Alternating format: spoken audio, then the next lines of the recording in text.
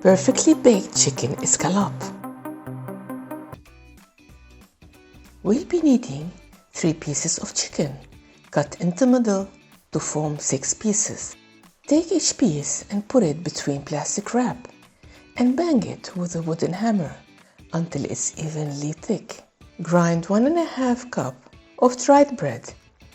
Add half a teaspoon of salt, 1/4 teaspoon of black pepper, and 1/4 teaspoon of paprika, and 1/2 teaspoon of dried onion powder. In a new bowl, add 3/4 cup of whole wheat flour and 1/4 teaspoon of powdered mustard. In a different bowl, crack 2 eggs and whisk them. Set them on the side. Sprinkle the chicken with good amount of black pepper. Now let's rearrange the bowls next to each other, along with the 6 pieces of chicken breast. We hold the breast from the top and dip it into the eggs, and then dip it into the whole wheat flour, then again into the eggs, and finally inside the crumbs. Make sure that you cover with the dips all sides of the chicken. For storage, you can place the chicken on a butter paper, layered in the manner that you see.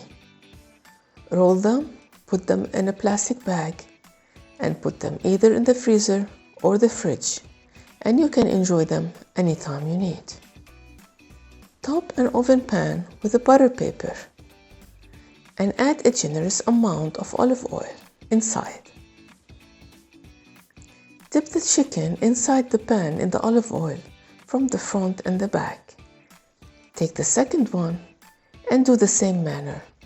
If you needed some more olive oil, go ahead and use. When the 6 fillets are fully covered, put the pan inside the preheated oven at 200 degrees Celsius for 35 minutes. After 35 minutes, take them out of the oven and enjoy.